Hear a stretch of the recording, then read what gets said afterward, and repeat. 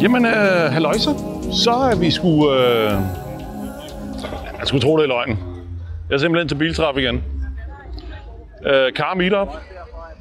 Den her gang er vi røget til Roskilde. Og altså, det er jo... Hvad man kan jo sige et eller andet sted. Hvad er vi blevet til? Vi er blevet på den 4. september. Det regner ikke. Vejret er sgu meget fint. Og da jeg kom her for en times tid siden, der var der næsten ikke nogen. Nu er der rigtig mange. Det begynder at ligne noget. Jeg kan lige gøre sådan her, så kan I lige prøve at se. Der kan man sådan lige kigge rundt, ikke? Og sige, okay. Altså, der sker alligevel lidt.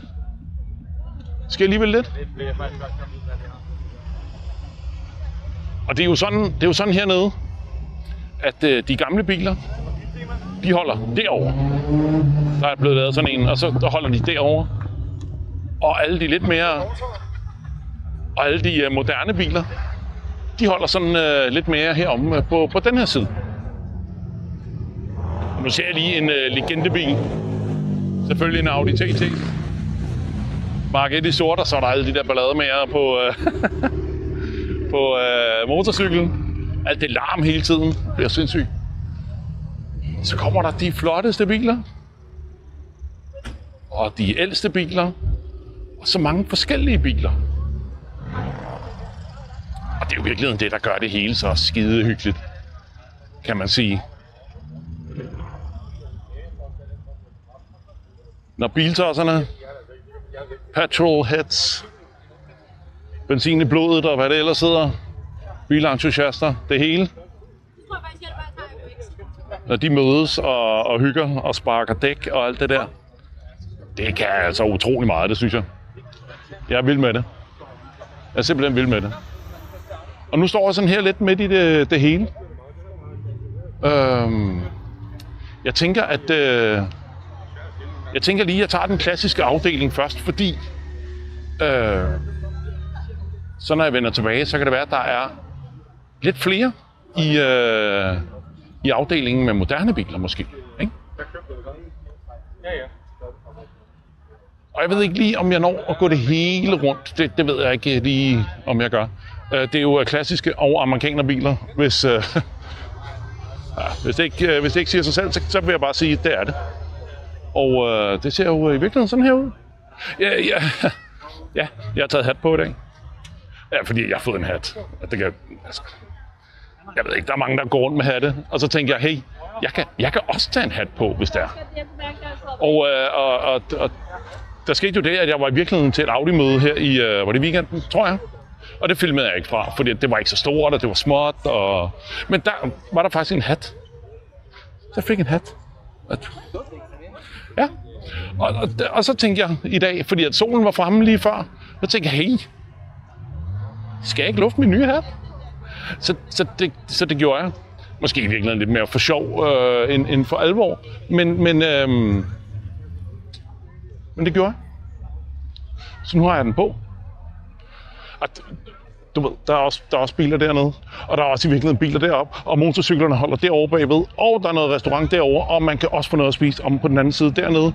Hele Roskilde Havn ligger herovre. Vikingskibsmuseet og herovre. Altså. Og så er der det her stykke på Sjælland, Roskilde, hvor bilerne mødes, og de har mødtes igennem, jeg vil sige mange år, har det her været her.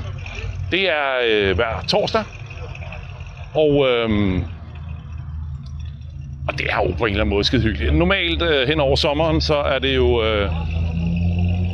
bedre vejret er. Jo bedre vejret er, jo flere biler kommer der. Og jeg tror, vi er et sted henne i øjeblikket på sommeren, hvor man bliver ved med at sige til sig selv, det kan ikke være mange gode dage, der er tilbage. Så jeg tror, at for hver gang der er en solskinsdag, så siger man bare ja tak til den. Og så tager man det lige, som det kommer. Tror jeg, man bliver lidt nødt til.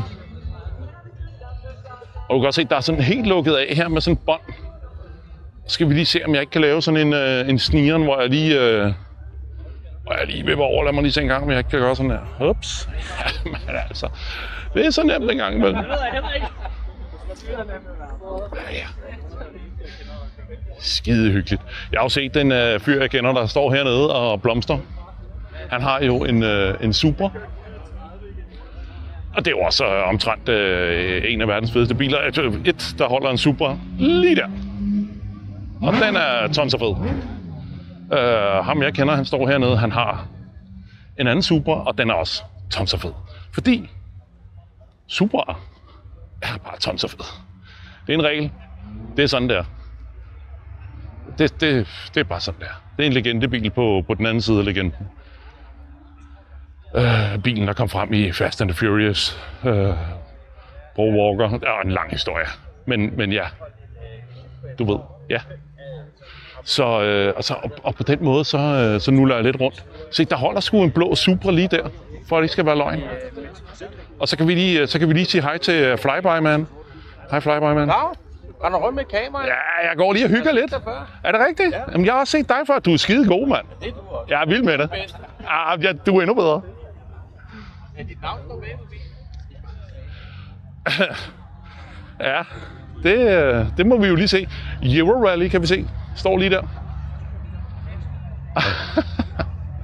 Ja, men ja. De fleste, de kender mig som Mosto, det er klart. Nu kan man se, hvorfor. Det er, når Morten og Stoffer bliver slået sammen, så hedder det Mosto. Yes. Han er så sød, han tog med på sin bil. Ej, altså. Nå, al den glæde, al den kærlighed, man skulle tro, at... Se der. Han skal op og køre Eurorally i op i Norge. Her lige rundt om hjørnet, er der en uge til? Halvanden uge, tror jeg. Så skal han simpelthen op, og det er Jan, der har den der. Super. Det kan være, at jeg skal ud og køre med ham på et tidspunkt. Ingen ved det rigtigt. Og se, så kommer vi herned i den her ende af græsplænen. Og der er jo stadig diverse biler, men det er som om, at der er nogle af de helt almindelige biler, der ikke har forstået, at her behøver de ikke at være. Og så er der nogle af de rigtig, rigtig flotte, fede, lækre biler, som gerne må være her. Ja. Og dem vil vi gerne kigge på. Og de almindelige biler, dem gider vi ikke rigtig at kigge på. Men der er mange, der mener, at fordi at de har købt sig en Kia med hjulkapsler, så skal den onde fløjt mig ind og holde. Og de har misset konceptet en lille bitte smule. Desværre. Men altså, når der ikke er mere pakket end der er, og der er plads til os alle sammen, og ja, må ikke det nok gå, og vi har lige en kæmpe ja-hat på i dag, ikke? Nu når vi snakker om hat. Så er der dem, der kan ensretningen, og dem, der ikke kan, og ja.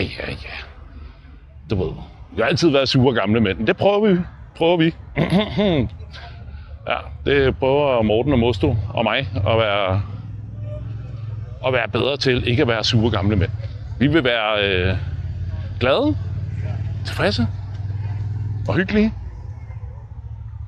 En skidegod idé. Nu skal vi den onde fløjt med lige passe på, vi ikke bliver kørt ned af en Carina her, fordi at det er ikke nemt med alt det der. Og den knivskarpe spotter vil jo lige se, at min bil holder der. Bakket ind naturligvis, fordi at det er det, man gør, når man er til træf. Der er nogen deromme bagved, de har ikke bakket ind, så de ved det ikke. Herovre, der har vi jo i virkeligheden Claus' vogn. Den har jeg da vist været ude at køre i, så vidt jeg husker. Den er så nydelig.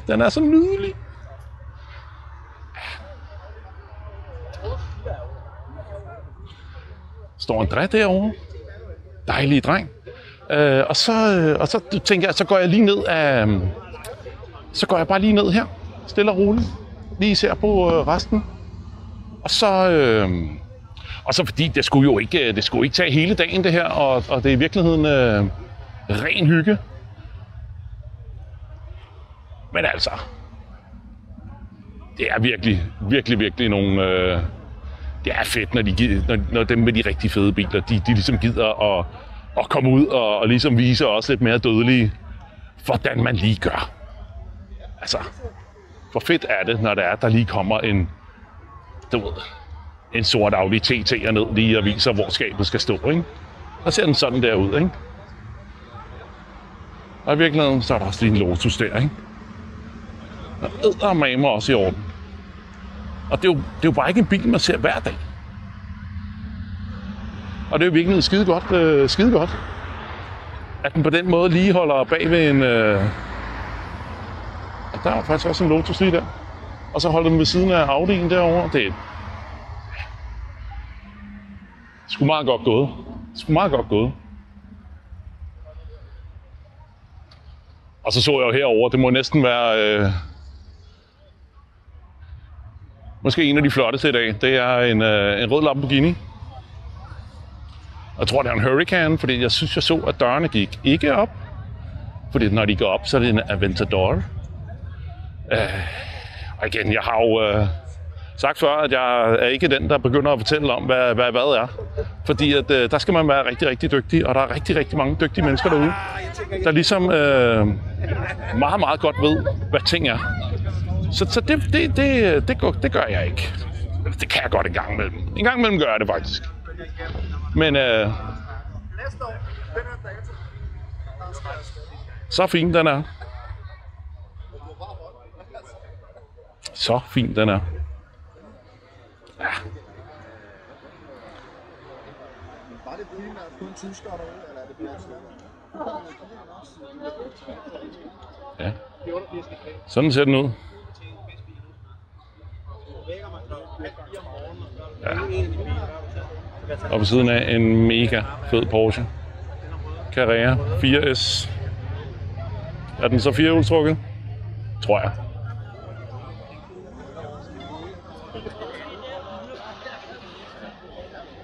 Der holder fandme også en Audi TT igen, mand. Man skulle tro, det var løgn. Ja. Og på den måde, så vil jeg sige, at jeg synes, jeg kommer rigtig godt rundt. Så dem, der ikke var her i dag. Nu kan I se, hvordan der egentlig så ud. Roskilde Havn. 4. september. Det regner ikke. Vejret er godt. Det er sgu da mega fedt. Jeg er lidt i tvivl om med hatten. Jeg kan godt mærke, at jeg bliver lidt varm i... Så jeg ved ikke. Jeg ved ikke med hatten. Jeg ved ikke, om det er det rigtige for mig, faktisk. Jeg mærker lidt efter. Jeg vil sige tusind tak, fordi du kiggede med. Håber, du bliver ved med at kigge med. Jeg prøver selvfølgelig. Og ha' det godt derude. Ses.